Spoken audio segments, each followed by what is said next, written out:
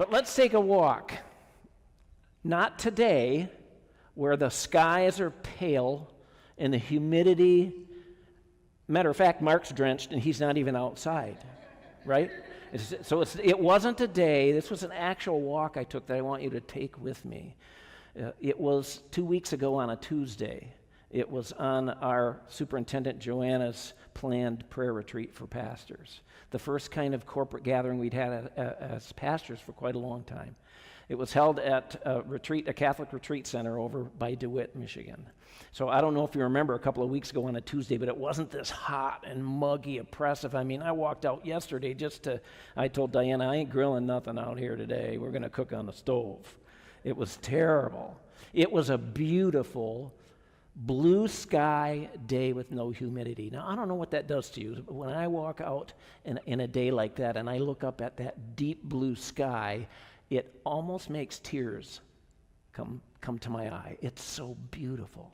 And we had just spent a morning session of 35-ish pastors in a circle being led in a simple, short kind of connecting time together. And then we were given 2 possible things to think about, and we were turned loose.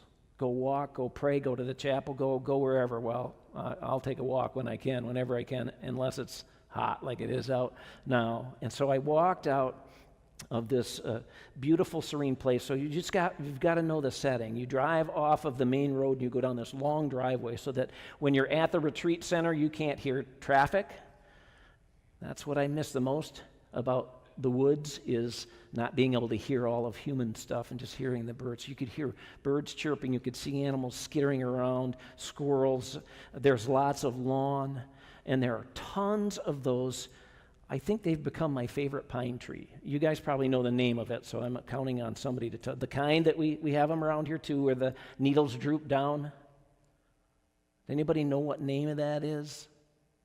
Nobody knows. Wow, I'm really surprised at that. I love those, and they had big ones, and they had tons of them over and over. So I walk out of this retreat center. I'd also, rented a room because I didn't know if I needed to go into a room by myself and just be quiet. And I walked across the parking lot, and there's this deep blue. I mean, there's not even a word to describe how deep it is, and the contrast is the green leaves. And on the top, they're yellow and glowing because the sun's hitting them, and underneath, they're that deep forest green color. And then when you look around, you see that there is a dappled look of shade and light, and the smells are fresh instead of exhaust. And I thought, where can I walk? So the pastors were taking lawn chairs here and there, and they were posting themselves, and I didn't bring a lawn chair. I was in the car. I walked along, and just on the other side of this parking lot was a small grape vineyard, 3 rows of grapevines. And I thought, this is the place to start. So that's where I walked. I want you to walk with me down between 2 rows and another row on that side. And I was just looking at the structure of these grapevines. And it was so clean and neat. Underneath, there were the vine stems coming up out of the ground, and then the string or whatever they used to stretch across between the poles. And there was just an intertwining of beautiful big leaves. But what drew my attention were these clusters of grapes. I can't imagine I haven't been around a vineyard somewhere or another in the many years I've lived, but I was just astounded. They were big and green, and there were a ton of, like clusters that size, like you'd see at Walmart, in a bag. But I thought they just looked like, plastic fruit that you see in places on display. And I thought, I got to touch one. I didn't want to get in trouble, so I really wanted to eat one.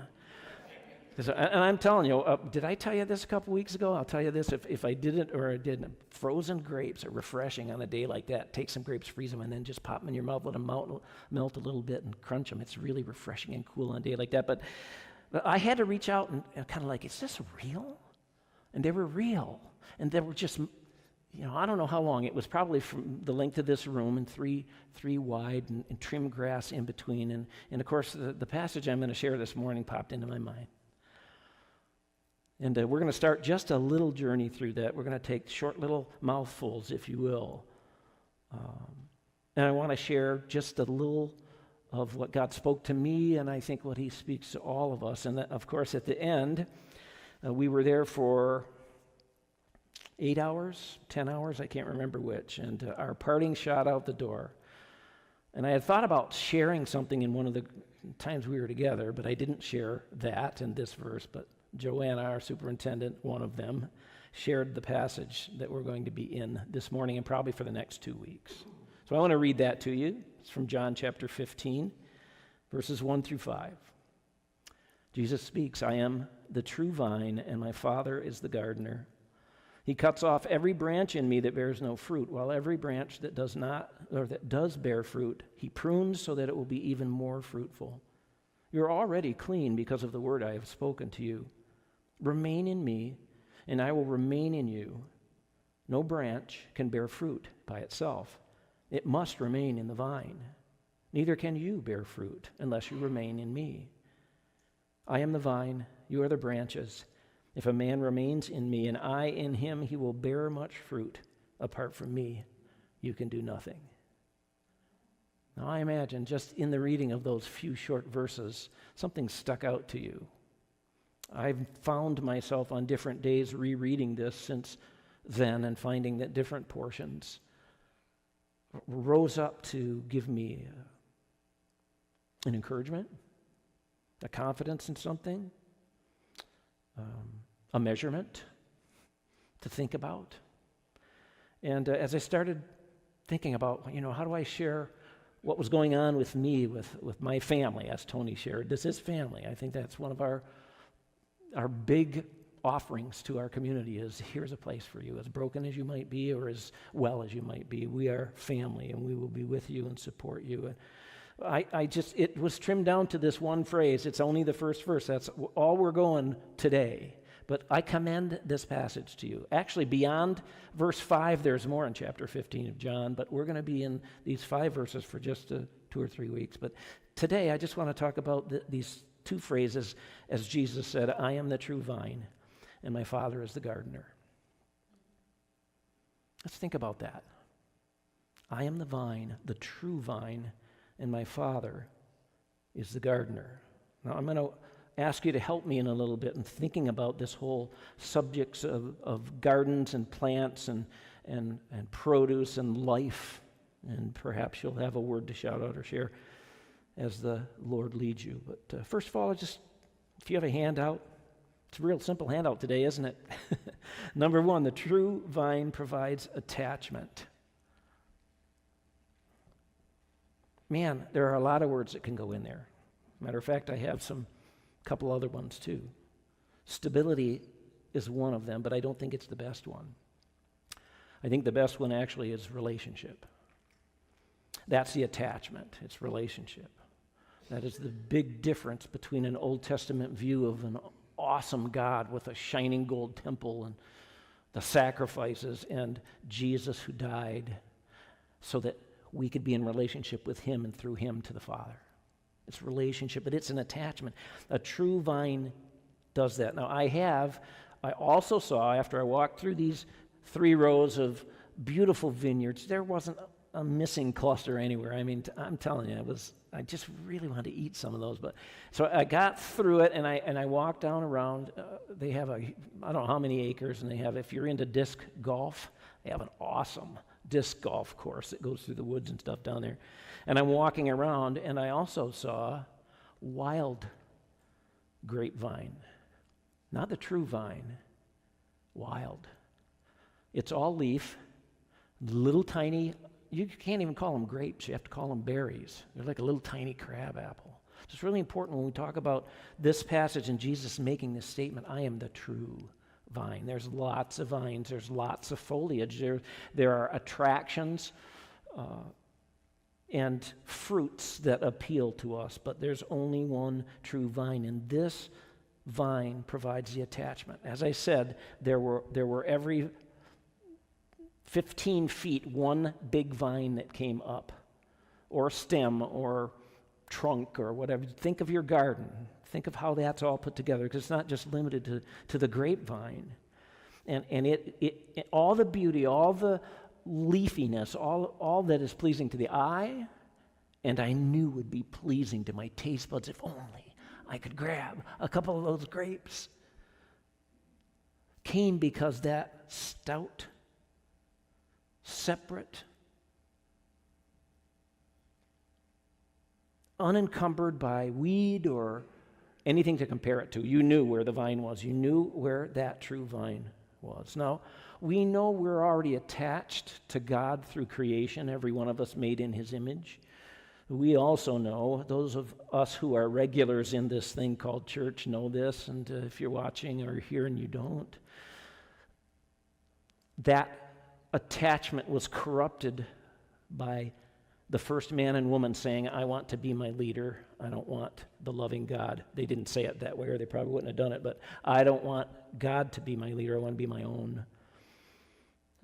But God always longed for more than just an image-bearing connection, attachment, relationship. He created us for his pleasure in relationship. Think about relationships we have and conversations and even burdens to share. But of course, we weren't created with any burdens to share. But we got to the place where we all bear many, many burdens. So we need reattachment in relationship. And so this true vine that is Jesus provides this attachment. Paul penned this in Ephesians, my favorite book of all, as many of you know, defining for us or appealing to us to understand the nature of the longing God has for relationship. That's, I guess, how I'd put it today.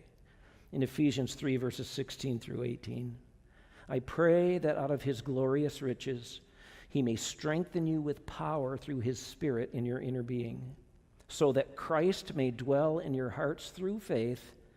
And I pray that you, being rooted and established in love, may have power together with all the saints to grasp how wide and long and high and deep is the love of Christ. You see this definition of the desire God has to be attached in relationship with the people he created. How sad that the world was created just right for us, and we were created just right for the world he made, and we messed it all up. But any one of us, if we were in God's position, would write off that kind of thing and say, I'm starting over, or I'm done with this, or I'm good to be alone. But God said, no, I still love. It is high and wide and deep and long, my love. And I want you to understand it. And so one of the functions that the vine does for us, Jesus, is to cleanse us and connect us so we can begin as a Spirit, as we continue to call out, to be filled with the Spirit, understand it, and have power to get this love. It's beyond us without him, but we can taste it, we can practice it, we can sense it, we can feel it with Christ. So how powerful is that? I just couldn't say that without adding how powerful the power is that Jesus gave us to understand the depth of attachment that he wants for us, the true vine, and the only place we can get this attachment. And so in Ephesians, but earlier on in the book, chapter 1, verses 19 and 20, I also pray that you will understand the incredible greatness of God's power for us who believe in him. This is the same mighty power that raised Christ from the dead and seated him in the place of honor at God's right hand in the heavenly realms. So this power that he gives us when we say yes to him, to understand his love, is the power, the same magnitude of power that raised Jesus from the dead. So we don't have an excuse to say, I just can't. I'll never understand it. I'll grant you it's tough, and there are days it's tougher and things we walk through sometimes that make it seem tougher. But don't ever stop leaning into the vine, because he's the vine. He's the true vine. So there are other plants you can think of. How many people have gardens here? Yeah. What kind of plants are you growing in your garden? Green beans? What? Not mushrooms?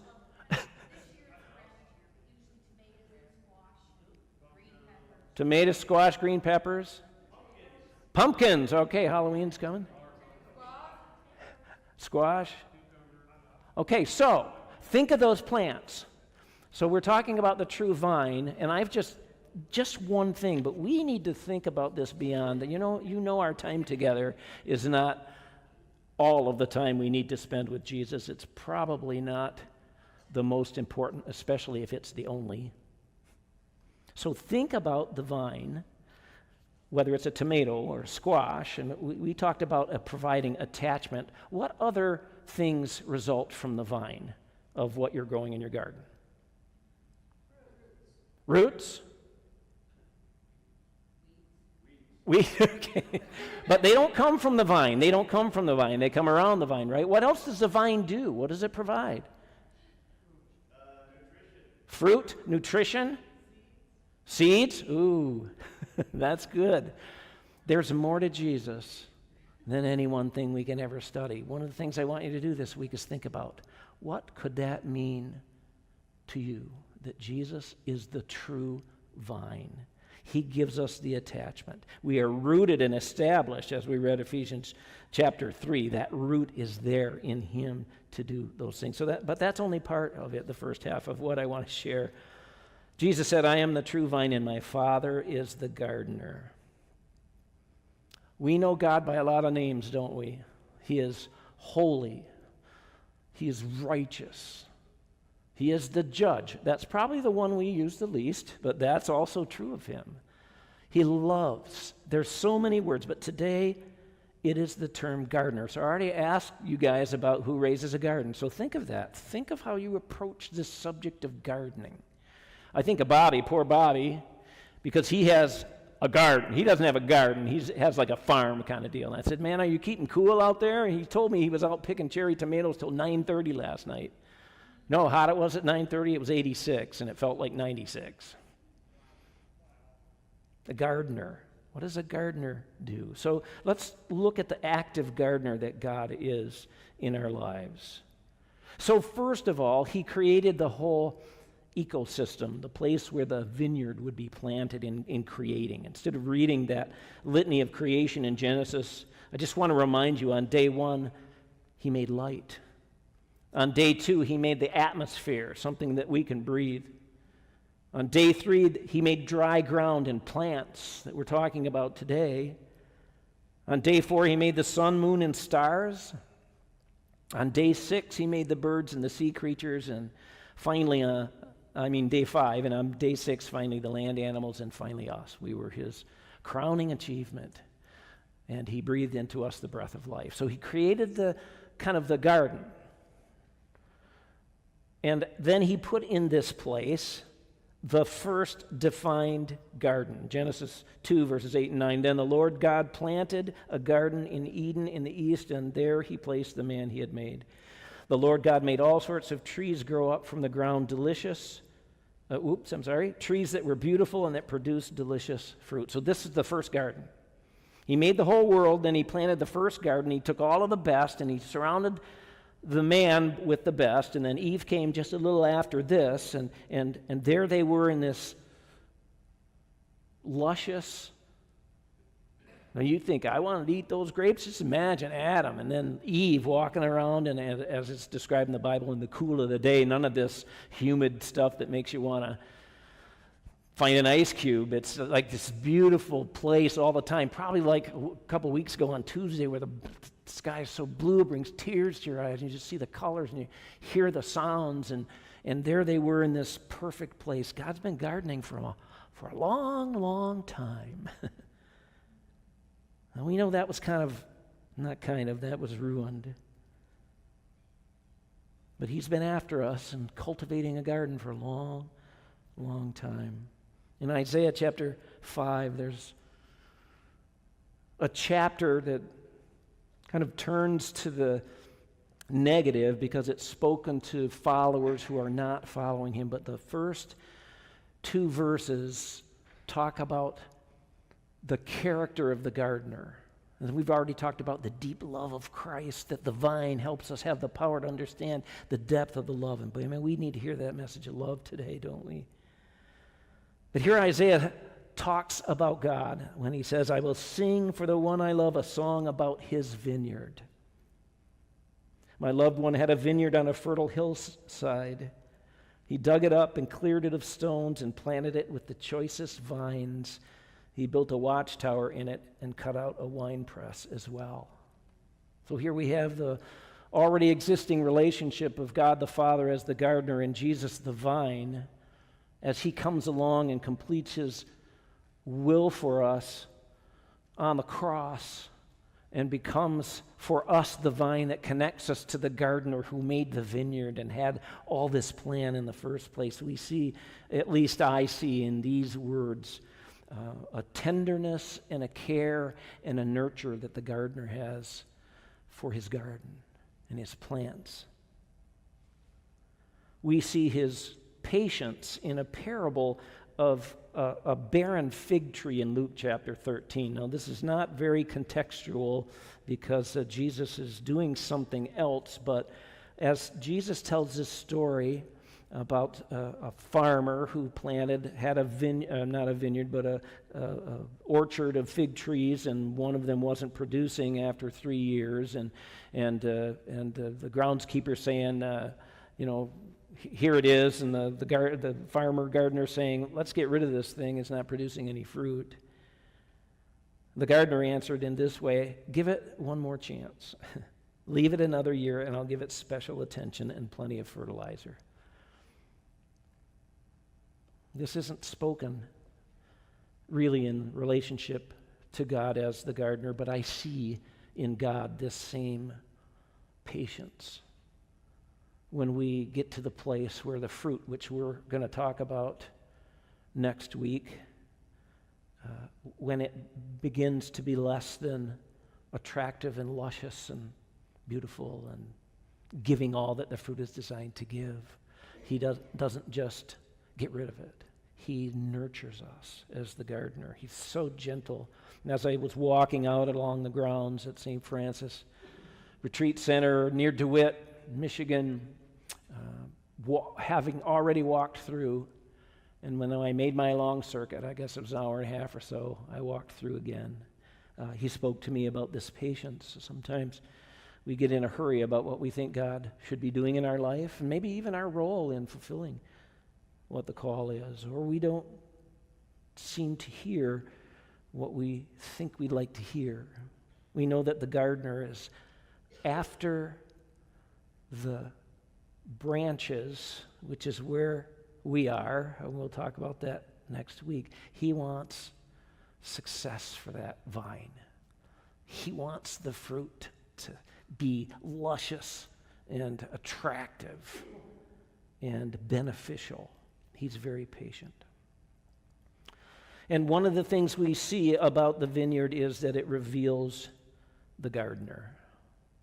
We can look at this system or his process. We can look at one another. We can look at the difference between what people practice aside and away from him and what people practice who are endeavoring to follow him, and we actually can see him.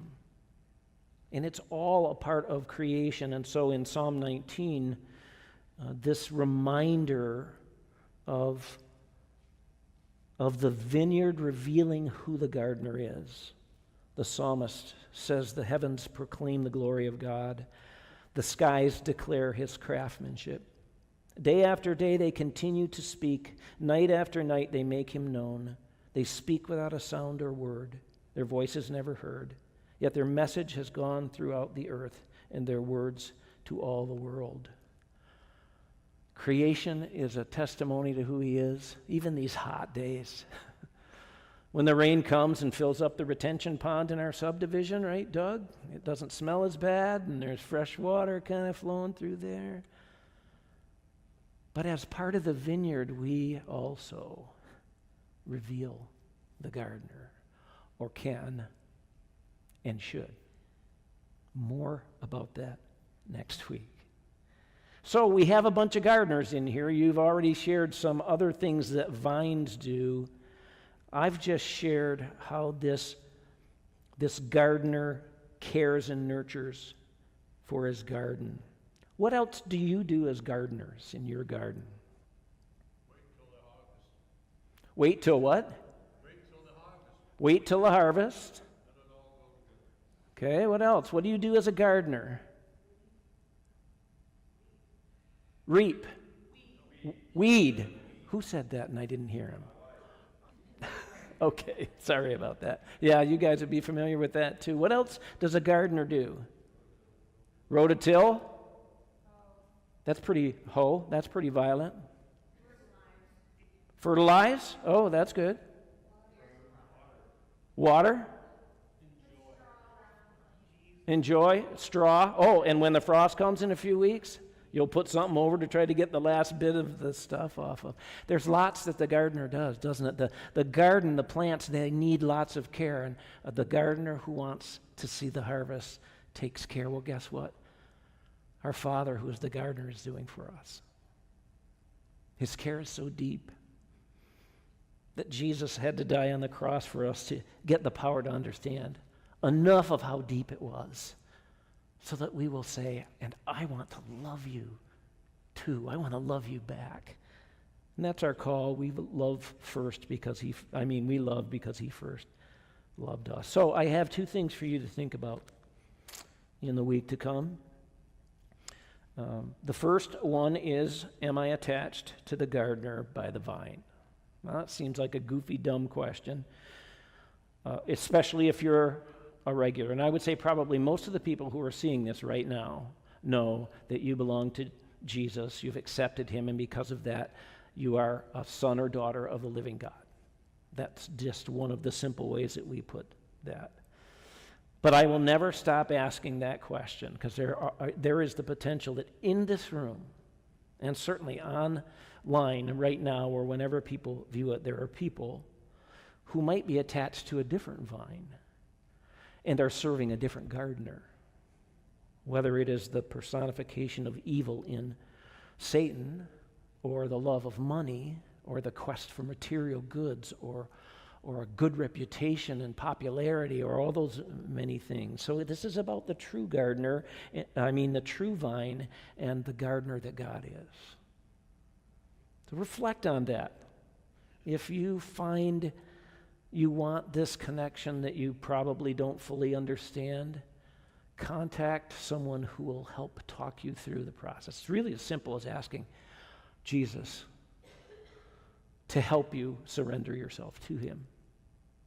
But he put us here as a family to help one another in that process, and I encourage you to do that. And the second one is this: how fruitful is my attachment? Now, we're going to talk about fruit and its purpose and some other things next week and then the week after. So this is just like, here's how I would approach it. So you don't have to do it this way, but in morning prayer, that's what I do every morning because I can't survive without it. You wouldn't like me if I didn't do it because he wouldn't be in me, I would be in me, and I'm not that nice person you think I am. It is Jesus in me. I would ask every day, Lord, how fruitful am I in you? Show me what fruit is. Show me what my fruit is. Show me what's possible. Talk to me. Lead me. Because we're going to talk more about what Jesus said about fruit and branches and growth and the purpose that fruit has in this life. And it's not one-dimensional. This world needs the fruit that God designed for it to be able to have through those people who would follow him. And let's just say off the bat, as Tony said in her testimony, we're not always going to get it right. You know, you buy that. I love the green grapes. They're the best. I like tart things. I like Granny Smith apples. I like green grapes. And, you know, you're eating them away and you're watching TV. You're not looking down, and all of a sudden you bite down on one and you make a face and it's squishy and it's bitter and it's... We get like that sometimes too. Part of our story is that God, the gardener, tends us when we get our fruit wrong. And he can do that with everyone because no one is perfect in this life. I want to read this passage one more time and pray, and then the praise team will come back up, and we're going to sing I Surrender All.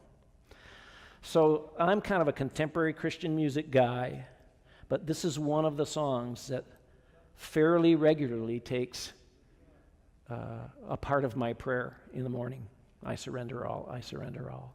So whatever you have this morning, whether it's an initial connection to Christ, to through the vine that Jesus is, be connected to God the gardener, or if there's a fruit issue that you need to surrender. There's more than just surrendering, but surrendering is required. It's needed. It's healthy for us. I'll ask you to act on that in your spirit, in a movement, in a connection with another believer to help us follow that path. But let's just read this passage one more time. I am the true vine, and my Father is the gardener. He cuts off every branch in me that bears no fruit, while every branch that does bear fruit he prunes so that it will be even more fruitful. You are already clean because of the word I have spoken to you. Remain in me, and I will remain in you. No branch can bear fruit by itself. It must remain in the vine.